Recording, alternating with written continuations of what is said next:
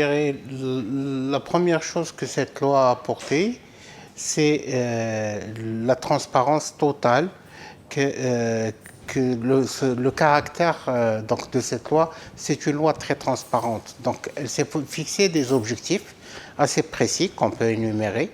Donc, et également, elle a tenté donc de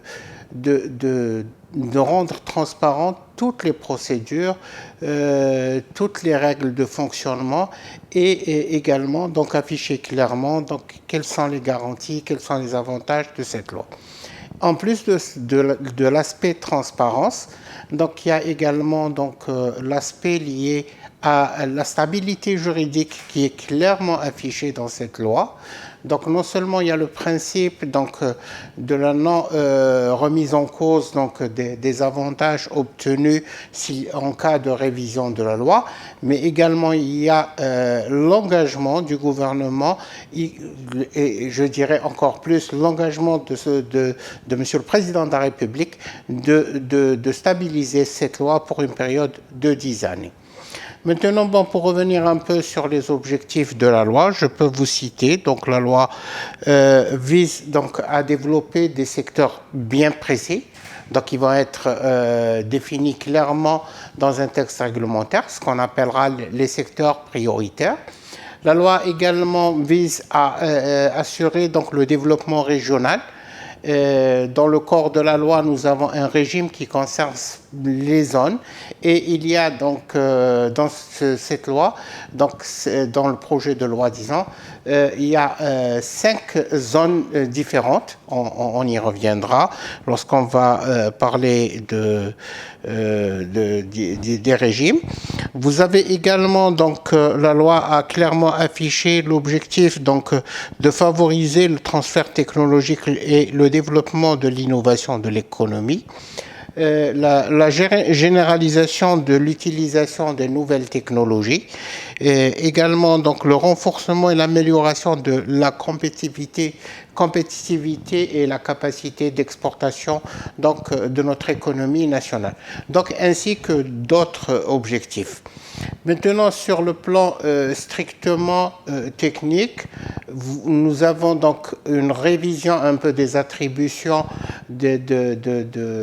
du Conseil national de l'investissement pour limiter son activité, donc, ou disons sa mission, à la proposition de la stratégie de l'État en règle générale, donc en matière d'investissement, et également de garantir ou bien de veiller à la cohérence globale et l'évaluation donc de cette politique. Par contre, toutes les missions qui étaient dévolues au Conseil national de l'investissement en matière de gestion de dossiers, toutes ces missions sont déléguées donc à la nouvelle agence, donc à l'agence disons réorganisée et même avec un changement de dénomination, puisque l'Agence nationale de développement de l'investissement actuelle va être à l'avenir des promulgations de la loi, Agence algérienne de promotion de l'investissement, et ça donnera donc une visibilité à l'international en affichant clairement donc la nationalité de l'agence dans sa dénomination, et en plus donc avec de nouvelles missions donc qui vont être non pas une simple agence d'enregistrement et de suivi donc des investissements, mais un véritable donc accompagnateur des investisseurs depuis la création de l'entreprise jusqu'à, je dirais, non pas jusqu'à la fin de la période des exonérations, mais même au-delà s'il le faut. Donc l'agence devra accompagner donc l'investisseur auprès de toutes les administrations. Voilà. Maintenant, pour les régimes d'incitation, donc tel que ça a été clairement affiché lors des orientations, lors d'un conseil des ministres. Donc les orientations du président visaient à encourager des secteurs bien définis. Donc ces secteurs sont énoncés brièvement dans la loi, mais repris dans un texte réglementaire qui accompagnera probablement donc la loi dès sa publication. Le secteur, donc, le régime des zones, différentes zones, donc les zones du Grand Sud, les zones du Sud, les hauts plateaux, ainsi que deux autres types de zones qui sont expressément énumérées. On y reviendra lorsqu'on parlera de ces avantages. Et enfin, donc le régime des secteurs, des activités ou des projets structurants, donc auxquels l'État veut accorder une importance particulière. Maintenant, pour ce qui est de l'investissement direct étranger, la loi a clairement, donc à travers donc la garantie des transferts, affiché sa volonté donc de faire financer donc ces projets à travers donc un apport de l'étranger, donc en prévoyant notamment donc pour l'ensemble des projets, à l'exception de quelques projets dont le montant est assez important, donc un apport minimum de 30% pour le financement du projet et en vue donc d'être accompagné et bénéficier un peu de toutes les garanties qu'offre la loi. Alors, la première, disons, facilitation, c'est vraiment la lutte contre la bureaucratie. Donc, vous savez que ce qui a gêné jusqu'à maintenant, ce n'est pas les avantages qui ont été accordés qui étaient insuffisants ou bien donc inadaptés, mais c'était plus donc le mode, les procédures d'obtention donc des avantages, d'obtention de l'accompagnement qui a fait défaut jusqu'à maintenant. Donc cette loi ambitionne donc d'éliminer toute forme de bureaucratie. Pour ce faire, le projet de loi est allé encore plus loin. Il a énoncé clairement dans le corps même du texte donc le recours à une plateforme de l'investisseur, une plateforme numérique de l'investisseur qui va accompagner l'investisseur depuis la création de la société jusqu'à la mise en exploitation de son projet.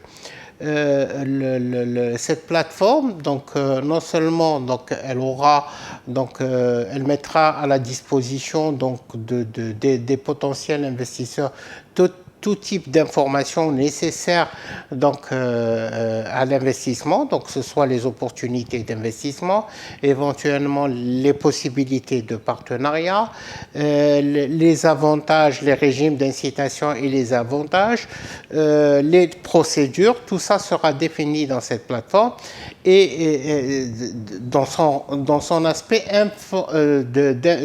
disons de plateforme d'information. Mais de l'autre côté, cette plateforme permettra aux investisseurs donc d'aller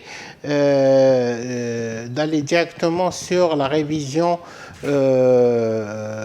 disons l'enregistrement, toutes les procédures. On ambitionne, donc dans la version 2, 3 ou 4 même de cette plateforme, d'éliminer tout déplacement de l'investisseur vers les guichets de l'agence et également donc l'élimination donc de toute forme d'utilisation de papier. C'est-à-dire que vraiment, il n'y aura plus à travers cette plateforme de contact avec les personnes et on ambitionne donc à travers donc cette loi d'éliminer toute entrave liée au facteur humain. Donc même le traitement des dossiers d'investissement se fera sur la base donc de listes négatives pour éliminer donc les investissements que l'État n'envisage pas donc d'encourager, mais il reste libre. La loi annonce le principe de liberté, donc la personne donc peut investir librement mais sans avantage. De l'autre côté, donc toujours dans le principe de liberté, donc nous avons le principe de liberté. Sur un autre plan, donc la loi donc ambitionne donc de permettre à travers cette plateforme. Je pense que les facteurs donc, souhaités par les investissements, les potentiels investisseurs étrangers donc, sont réunis dans cette loi. Maintenant, il reste un peu l'investissement. C'est également donc l'affaire de toutes les lois. Il n'y a pas que la loi, c'est tout l'environnement économique donc il devrait s'y prêter. Mais au vu donc du contenu de ce projet de loi, donc la garantie, donc toutes les garanties qui sont offertes, plus la stabilité, et si on arrive réellement à éliminer donc la bureaucratie, je pense que c'est des facteurs très importants qui vont inciter les étrangers donc à venir en Algérie. Parce que pour l'instant, je vous dirais que les étrangers se manifestent, sauf que nos procédures, nos règles de travail les font fuir en premier lieu avant d'aller sur le contenu de la loi. Pour les investisseurs locaux, il y a j'ai donné déjà un chiffre par le passé, nous avons un taux de mortalité qui dépasse les 50% des projets inscrits auprès de l'agence. On devrait, à travers cette loi, ramener ce taux au-dessous de la barre des 30 ou 20%. Et ce serait quelque chose de normal donc, pour l'investissement donc, ou les intentions d'investissement. Alors, je vous dirais que la première orientation découle des conclusions du Conseil des ministres. Donc, le président de la République a instruit donc, le gouvernement de mettre l'agence sous l'autorité directe du Premier ministre. Donc, il y a un changement de tutelle qui va accompagner donc, la mise en œuvre ou la mise en place de la nouvelle agence. Ce changement donc, est très important dans la mesure où il va donner plus de facilité à l'agence dans ses relations avec les différents départements ministériels, avec les différentes administrations, chose qu'aujourd'hui c'est un peu difficile. Donc maintenant c'est le relationnel, donc et on rencontre énormément de difficultés dans le traitement et la gestion donc des dossiers d'investissement avec les différentes administrations. Par contre, donc un changement de cette nature devrait faciliter à l'agence, je dirais non pas devrait, mais va sûrement faciliter donc à l'agence donc l'accompagnement et le suivi des investissements. De l'autre côté, donc, bien sûr, donc, placé sous l'autorité du Premier ministre, donc l'agence devrait inévitablement donc, avoir plus de moyens, plus et de meilleures conditions de travail qui lui permettraient d'assurer donc, ses missions dans les meilleures conditions possibles. En plus, la loi donc, sur l'investissement a revu un peu les missions de l'agence, puisque l'agence, déjà, elle hérite de tout le portefeuille donc, du Conseil national de l'investissement, des dossiers des anciens projets de la loi sur l'investissement, mais également donc, est appelé à traiter ce genre de dossier directement, avec des fois le recours à l'approbation du gouvernement si on est dans le régime d'une convention, mais dans le cas contraire, donc c'est l'agence elle-même donc qui aura à traiter ce genre de dossier. Donc les moyens et les moyens financiers ainsi que les moyens humains et matériels qui doivent être mis à disposition de l'agence seront conséquents en fonction de sa mission. Actuellement, vous savez que l'agence était organisée donc en guichet unique décentralisé qui se retrouve dans chaque wilaya. Donc cette loi et conformément bien sûr aux orientations du président de la République, a eu donc un nouveau guichet donc, qui vient d'être créé. C'est le guichet donc, qui va être créé en application de ce projet de loi dès qu'elle sera promulguée. C'est le guichet unique des grands projets et des investissements directs étrangers ou bon, des investissements étrangers. Dans ce cadre, donc, il y aura donc, tout dossier d'investissement dépassant un certain niveau. Donc on s'oriente vers un chiffre de 2 milliards de dinars, donc du montant du projet. Donc tout investissement qui dépasserait les 2 milliards de dinars devrait être inscrit auprès du guichet, donc des grands projets, et accompagné en tant que tel. Sur un autre plan, nous avons tous les dossiers donc, des étrangers, bien sûr éligibles donc, à la garantie des transferts, qui vont être donc, soumis à l'examen, à l'étude et à l'accompagnement du guichet donc, des grands projets, des investissements étrangers. Donc je rappelle encore une fois que nous avons dit que ce n'est pas tous les projets donc, venant des étrangers qui vont être approuvés donc, pour l'accompagnement, mais uniquement ceux qui répondent à des conditions et des exigences que le gouvernement donc, a mis en place à travers donc, dès la promulgation donc, des textes réglementaires. Et maintenant, bon, pour les étrangers qui n'atteignent pas les 2 milliards de dinars, mais qui répondent à la qualification d'investissement direct étranger, donc ils seront également éligibles donc, au traitement au niveau de ce guichet. En raison des spécificités, parce que les investissements étrangers vont...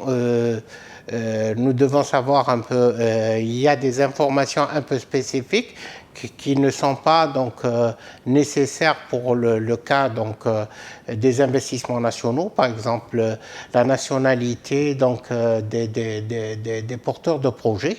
Donc, qui est derrière le projet. Également, donc, il y a des préoccupations de transfert. Donc, il y a de l'importation donc, du capital qui vient de l'étranger. Donc, toutes ces mesures nécessitent un accompagnement particulier. C'est pour ça qu'on a... mais ils n'auront pas un traitement de faveur par rapport aux autres procédures. Donc, disons, c'est la spécificité du projet et du montage du projet qui fait qu'il passe par le guichet des grands projets et des investissements étrangers. Je dirais que pour l'instant, on n'inscrit pas l'automobile comme étant une priorité du gouvernement. L'automobile, c'est une industrie comme tant d'autres. Donc, si elle répond aux exigences qui vont être fixées, donc si elle rentre dans les activités prioritaires ou bien dans les projets structurants tels que définis par la voie réglementaire, c'est-à-dire génératrices, donc les projets générateurs d'emplois,